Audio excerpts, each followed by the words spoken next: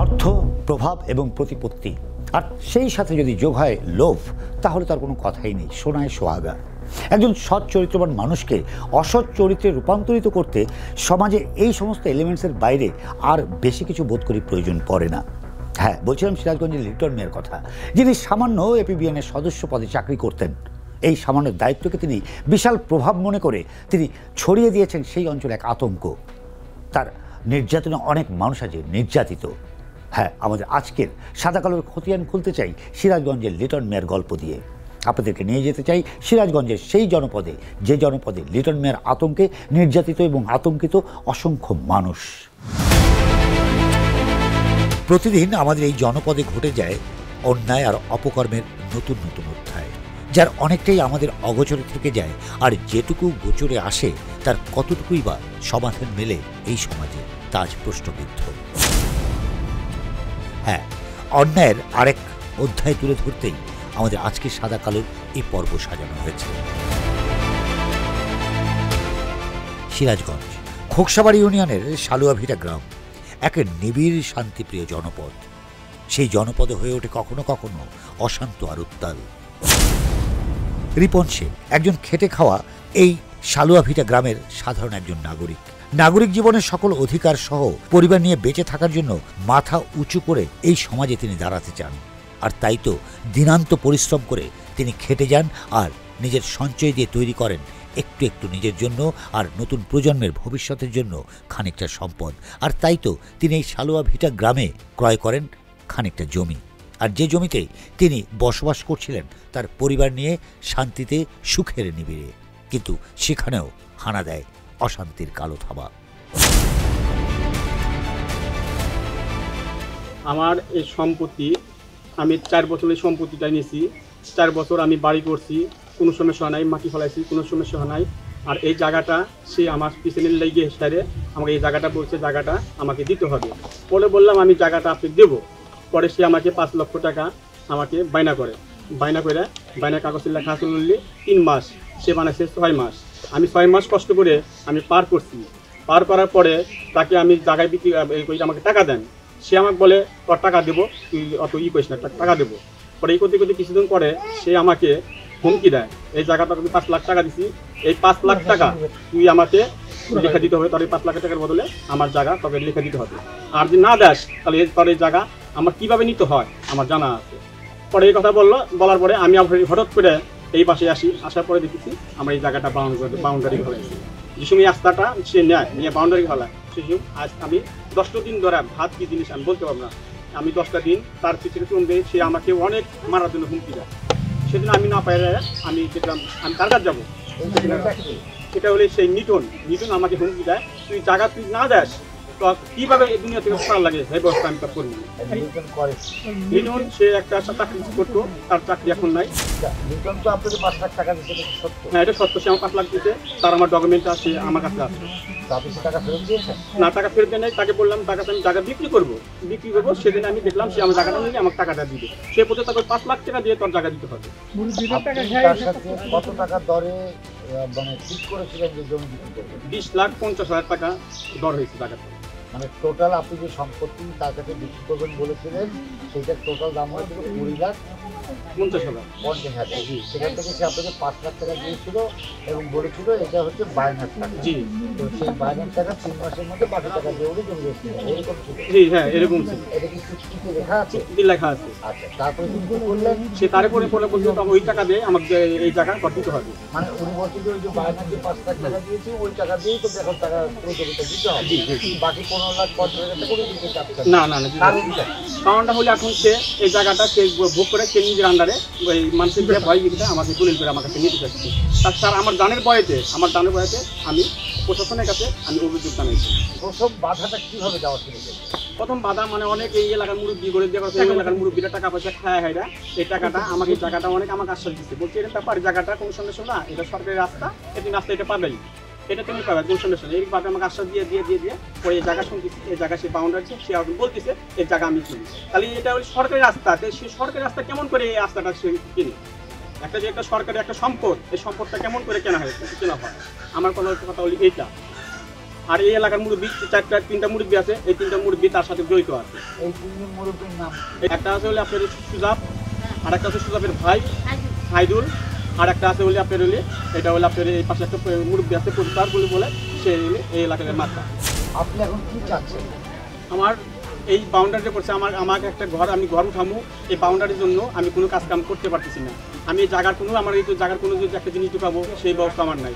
আপনাদের কাছে দাবি আমি এই ওয়ালটা এই জায়গাটা আমাকে ফরওয়ার্ড করে দিতে হবে। আমি এটাই আপনাদের কাছে আমার দাবি। আচ্ছা, এই বাউন্ডারিতে দেওয়ার উদ্দেশ্য তার কি? এই বাউন্ডারিতে উদ্দেশ্য সে আমাকে আটকাইছে, তার মানে তুই যাতে এই বাসার দিকে না বের হতে পারিস, সেই জন্য সে বাউন্ডারি। হায় রে দেশ, হায় রে মানবতা। রিপন শেখ নিজের অর্থে সম্পত্তি ক্রয় করেও ভোগ করতে পারছেন না অশুভ শক্তির অশুভ কালো থাবার প্রভাবে। লিটন মিয়া এপিবিএনের একজন সাবেক সদস্য, বর্তমানে রহস্য রয়েছে তার চাকরি রয়েছে নাকি তিনি সাসপেন্ডে আছেন তাই অনেকে জানেন না। তবুও তাকে এপিবিএনের সদস্য বলেই সবাই চেনেন এই জনপদে। আর এই পরিচয়টুকুই তিনি ব্যবহার করেছেন তার বিভিন্ন স্বার্থ হাসিলের ক্ষেত্রে। লিটন মিয়া নজর পড়ে রিপন শেখের এই সম্পত্তির উপর, আর তাই তো তিনি সেখানে শুরু করেন তার অশুভ শক্তির কালো প্রভাব।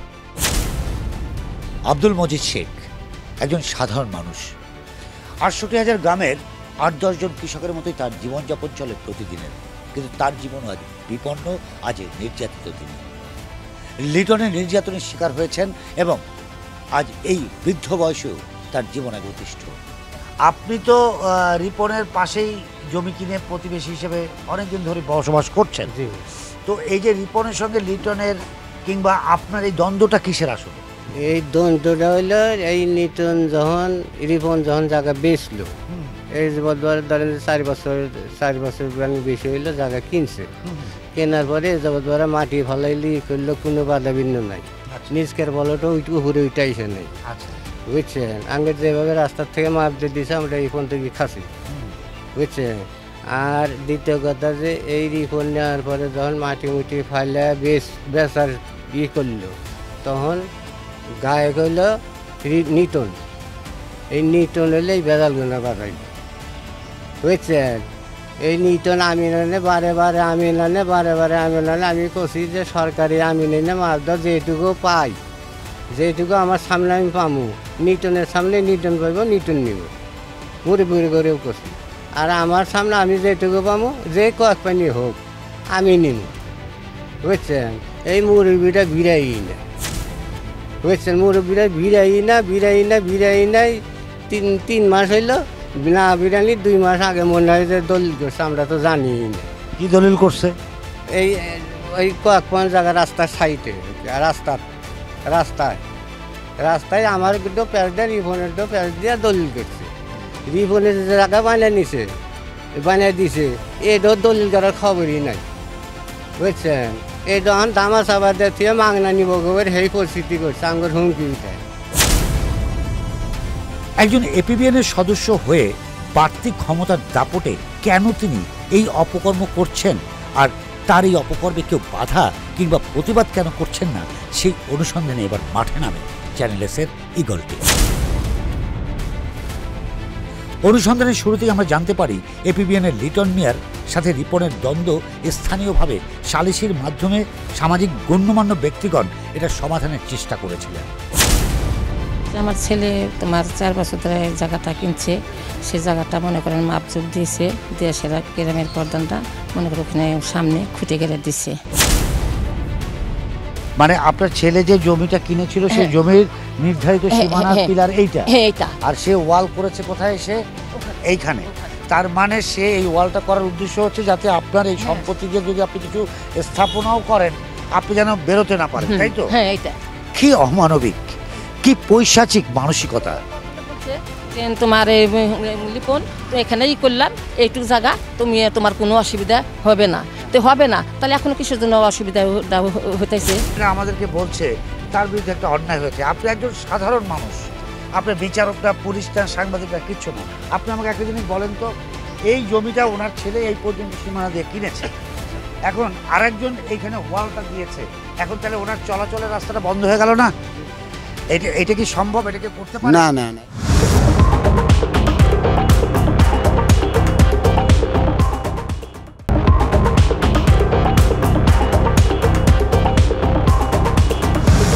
জায়গা আমার স্বামী কিনছে 4 বছর আগে কিনছে। 9% এখানে কেনার পরে আমি এই জায়গা আবার বিক্রি করতে চাইতেছি, যে আমি বিক্রি করবো। আমি সাইনবোর্ড টানাইছি। পরে সে বলল যে কে বলল? লিটন বলল যে আপনার বা আমি জায়গা কিনবো। তো বললাম আচ্ছা ভালো কথা, আপনি কিনবেন, আমি বিক্রি করবো। বিক্রি করার জন্য সাইনবোর্ড লাগাইছি। পরে হ্যাঁ বললাম, বসার পরে হ্যাঁ এই জায়গা 5 লাখ টাকা দিয়া বাইনা হইলো স্টাডি অফিসে। বাইনা হওয়ার পরে সে বলল 3 মাসের বাইনা করো। এবার করে তারিখ যায়, বছর যায়, 1 বছর যায়। 24 সালে এই হয়েছে, বাইনা হয়েছে। 25 সাল পড়ছে, 2 বছর ধরে এরও চলতেছে। চলার পরে তখনকার আমার স্বামী বললাম যে তাহলে 5 লাখ টাকা যে বাইনা করছে, মামা জায়গা নেয় না কিসের জন্য? আমরা খুঁজতে চাই সেই গণ্যমান্য ব্যক্তিগণ যারা এই সমাজে সমাজপতি হিসেবে দায়িত্ব পালন করছেন, আর লিটন মিয়া রিপন শেখের এই সম্পত্তির এই দ্বন্দ্বকে যারা মেটানোর চেষ্টা করেছিলেন তারা এখন কোথায়? আমরা শুরুতেই তাদের মুখোমুখি হতে চাইলে আমরা জানতে পারি তারা কেউই স্টেশনে নেই, আর তাদের মোবাইলগুলো বন্ধ পাওয়া যাচ্ছিল। অতএব চ্যানেল এস এর ঈগল টিম কৌশল অবলম্বন করে। আমরা নতুন কৌশলে এগিয়ে যাই আমাদের নতুন অনুসন্ধানে। এরই মধ্যে আমাদের কাছে তথ্য আসে যে ওই সমাজপতিদের মধ্যে প্রধান যিনি শহীদুল, তাকে দেখা গেছে বাজারে একটা টি স্টলে। আমরা অনেক খোঁজাখুঁজির পরে এই জায়গাটির সন্ধান পেয়েছি যেখানে পঞ্চায়েতদের 2 জন বসে আছেন। আমরা তাদের মুখোমুখি হতে চাই এই বাদীদের নিয়ে। ভালো আছেন? আমি ঢাকা থেকে আসছি। আচ্ছা আচ্ছা। আমার নাম ফয়সাল মাহমুদ। আপনি তো এই গ্রামের পঞ্চায়েতের দায়িত্ব পালন করছেন, রাইট? ওইভাবে না, তবে কোন ভাবে? মানুষের সমস্যা হলে যতটুকুন পারি একটু এগিয়ে যাই আর কি। তার মানে আপনি এই গ্রামের একজন বর্ষিয়ান মানুষ, এবং আপনি যদি কোনো সমাধান দেন সবাই সেটা মেনে নেয়, এই তো? জি জি। লিটনের বিরুদ্ধে ওনাদের অভিযোগ, আর ওনারা বলছে ওরা নির্যাতিত। আপনি মাঝখানে পঞ্চায়েত একজন আছেন। গ্রামে আমরা দেখেছি যে মানুষ মানুষের জন্য চলার পথ দিতে বাধ্য থাকে, এটা কি সত্য? জি, বুঝিনি। মানুষ মানুষের চলার পথ দিতে বাধ্য থাকে, হ্যাঁ হ্যাঁ, তো এটা কি সত্য? সত্য। আচ্ছা, মনে করেন এই জায়গাটায় আমি বাস করছি ঘর নিয়ে। এবার আপনি এখানে জমি কিনেছেন, পরে এবার আপনি ঘর তুলেছেন। ঘর তুলে আপনি এখান থেকে আটকাই দিচ্ছেন, কারণ এই পুরো জমি তো আপনি কিনছেন, রাইট? পুরো জমি আপনি কিনছেন না? আমি উদাহরণস্বরূপ বলে তো এই কথা আমি বলতে পারতেছি না। আচ্ছা, তাহলে আপনি আমাকে এইটুকু বলেন, আপনি আমাকে শুধু এইটুকু বলেন, আপনি যেটা বুঝবেন আমি সেইভাবেই বোঝানোর চেষ্টা করব। আচ্ছা, বলেন। একজনের নিজস্ব সম্পত্তিতে বেড়া বা ওয়াল দিয়ে অন্যকে চলাচলের পথে বাধা দিতে কেউ পারে? রাখেন। ওনারা যখন জমিটা ক্রয় করেছিল তখন আপনারা পঞ্চায়েতে গিয়ে ওই জমির কাগজ দেখে সীমানা দিয়ে আসছিল। এখন সেই জমিতে আরেকজন ওয়াল করে তাদের চলাচলের পথ বন্ধ করে দিয়েছে, এটা তারা পারে কি? এই উত্তরটা তো আমি আপনাকে দেবো না। আরে কি পারে না, যেহেতু তারাই। কাকে দেবেন? এটা হলো জমিটা। আপনি আমাকে উত্তর না দেন, আপনি কাকে দেবেন? দর্শক আমি দেবো কেন? কে দেবে? জমি হলো তাদের আপনারা সীমানা নির্ধারণ করে দিয়েছিলেন কেন? আমি কি বললা? এই তুমি চুপ থাকো, তোমার মতো তোমার সমস্যা, তোমার মতো জায়গা নেই, আমরা গেছি। এটা বলে আমাকে সান্ত্বনা দিয়েছিল তোমরা? না, ওটা তোমার শ্বশুর বাড়ির লোকজন এটা বলছে, কারণ আমার সাথে কথা বলছে। তার মানে তো আপনি দেখছেন নাটের গুরু আপনি। আসলে উনি তো এখন পুরো কাঠের চশমা পরে ফেলছে। উনি বলছে উনি কিছুই জানে না, কিন্তু সে সবই বোঝে। কিভাবে সে গ্রামে প্রধানের সময় মুরব্বী নিয়ে সেখানে ছিল, সেও দিছে। সেখানে তোমার ওই জায়গা মাপা হয়েছে, সে আসছিল আর লোকজন আসছিল, সবাই শেষে সীমানা বাই করে অনেক খুঁটি গাড়াইছে। এরা গাড়ানোর পরে এখন এরা বলতেছে আমরা জানি না। আমরা মেলাবার বলছি, আরো ময়মুরবির কাছে বলছি যে জায়গা সমস্যার সমাধান করেন, এরা কেউ গুরুত্ব দেয় নাই। এখন আমরা কিছু দেন না কেন? আমি কথা বলতে রাজি। আপনি আমার এটা হাত দিচ্ছেন কেন? এটা তো আমার রিজিক, এটা করে আমি খাই। আপনি এটাকে এভাবে ধাক্কা দিচ্ছেন কেন? না, ধাক্কা দিইনি আমি। আবার তো দিচ্ছেন। ওই সময় যখন ওরা জমি কিনছে মাপার সময় সাইন করেন নাই? হ্যাঁ করছে। ওই আমিন যাচ্ছিল, আমিনের হাতে আমরা সাইন করছেন? হ্যাঁ, তার মানে আপনি ওখানে ছিলেন? ছিলাম। যখন আমরা রিপন শেখ আর তার মাকে এই শহীদদের সামনে এনে আসল সত্যটা জানতে চাইলাম, তখন রিপনের মায়ের সেই সত্য উচ্চারণে শহীদদের নগ্ন মুখোশ আরো নগ্নতায় রূপ নিল। তাহলে আপনি আজকে কেন বলছেন যে আপনি কিচ্ছু জানেন না? না, মীমাংসার সম্বন্ধে আমার সম্বন্ধে কথা হয় না। ও, আপনি মাংসটা খাবেন, ঝোল আর একজন খাবে, এটা তো হবে না। তাহলে এখন আপনি না করেন কি আমি? ওই না করি সই আপনি এখন দিছেন, তো বলতেছেন আমি জানি না। হ্যাঁ, আপনি সই তাই বলতেছেন আপনি সই জানেন না। দিছেন, তোমার আপনি প্লেয়ার আসিলেন, গাছেন। আপনি ভাই আসিল, সুজাপা ছিল, তারপরে প্রফেসর হ্যাঁ আসিল, তারপর আরো মেলা মানুষ আছে। সবাই মিলে তোমার কথা বলো, তাদের সাথে কথা বলো। বলছে সত্য? আপনার সাথে বলবো, তাদের ওরা সাথে যাদের বলবো। কথা বলছে, ওদের সাথে আমার কোনো কথা হয় না। ওরা যে বলছে যে যারা যারা ছিল সত্য, ওটা আমি জানি না। আপনি ছিলেন, আপনি জানেন না মানে? ওই মুহূর্তে আমার সাথে ওনারা যে ছিল না, ওই মুহূর্তে আমাদের সাথে কথা হয়নি। ঘুষ খায় সেরে এরকম করছে, টাকা পয়সা খায় সেরে এরকম করছে। ছি ছি ছি মুরব্বী, ছি ছি ছি মুরব্বী, ছি ছি ছি মুরব্বী, আপনার চোখের সামনে পয়সা খাইছে। এতগুলো মানুষের সামনে এই ভদ্রমহিলা দেখেন, উনি কি আপনাকে মিথ্যা বলবে? চাপ টাকা দিলাম, পয়সা খাইয়া বিস্কুট এখন দিলাম, তোমার মিথ্যা কথা বলছে, আমি তারপরে এগুলা আমি কিছু ওই জানি না। জায়গায় আমার এগুলা মেয়ে কি? নিয়ে, আমার আমার ছেলে মেয়ে নিয়ে আমি ধরেন দাঁড়াচ্ছিলাম, চিকিৎসা সবাই করতেছে না। সই দিল, হ্যাঁ? আমার স্বামীও সই 5 দিল, লাখ টাকা বিচার দিয়ে সেরে করার আমার পরে। ছেলের কাছে এগুলো আমি করতেছে। সাক্ষ্য দিলাম, সে সাক্ষ্য দিলে এলাকার মুরব্বীরা সাক্ষ্য দিল, কোনো তুমি তামাই মানুষ, তোমার সমস্যা না হইলো, এগুলো আমি দেখবো। আর সে বললো আমি জায়গা ম্যাপে নিল, আমি বলে এই, তোমার মতন তুমি বুঝা দিয়ে যাও, তোমার মতন তুমি মেপে যাও, তুমি এত কথা বলো। কে এখন বলেন না কেন? উনি তখন ছিলেন? হ্যাঁ স্যার, আর্নিং অবস্থা ছিল, সই সাক্ষ্য দেওয়া আছে। সুলতান ছেলেও খাইছে। কি গো, আমার বুটি ফেলাছে আছে, ভিডিও করা আমার কাছে আছে। মুখ বন্ধ কেন? এবার উত্তর দেন। কি উত্তর দেবো? এরকম করে তার বানানা তাকে দে এই দুইটা হাত গ্রুপ বছর- আছে, তাদের গ্রুপ আছে 5টা মুরব্বি আছে, এই 5টা মুরব্বির সাথে তারা টাকা পয়সা তুমি খাইছে। পাঁচ এই এলাকার চলো, তুমি পাঁচটা মুরব্বি ডাক দিয়ে এলাকার দিলে যে কথা কাম বলো। কাজ হয়, যেগুলো অকারণ কাম কাজ হয়, তারা এখান থেকে সবকিছু কলকাতা টাকা পয়সা চালায়। করে। ছি ছি ছি মুরব্বী, ছি ছি ছি মুরব্বী, ছি ছি ছি মুরব্বী। কার জায়গা ভেজাল আছে, কার জায়গা কি আছে, তাকে সকলে এগুলো ওরা তাদের টাকা পেশা। পয়সা খাইয়া, ওই যে তাদের তাহলে চাকরি আমি খাওয়া। একটা মানুষ, আমি সিরাজগঞ্জ একটা নাতিন জামাই, তাহলে আমার সাথে যদি দুর্নীতি করে থাকে, তাহলে কত মানুষের সাথে তারা দুর্নীতি করে। আপনি ওখানে কেন গেছেন? আমার বাইকনের জমি। তার মানে আপনি ওখানে কোনো না কোনো ভাবে আপনি ঢুকছেন, হ্যাঁ? তার মানে দায়িত্ব আপনার মধ্যে পড়ে। যে হ্যাঁ, বলেন। একই তো আপনি পঞ্চায়েতের দায়িত্ব পালন করেন, তারপরে আপনি ওই ভাগনার জমিতে ঢুকলেন। যখন ঢুকলেন তখন আপনার একটা দায়িত্বের মধ্যে পড়ে, আপনার উচিত ছিল এটা সলিউশন করে দেওয়া। আপনি একটু চলেন স্পটে, আপনি ওনাদের বাড়ির সামনে যান, যেভাবে ওয়ালটা করছে, একটা বাড়ির মানুষ বেরোতে পারে কিনা দেখেন, এটা ন্যায় না অন্যায় আপনি নিজে বিচার করুন।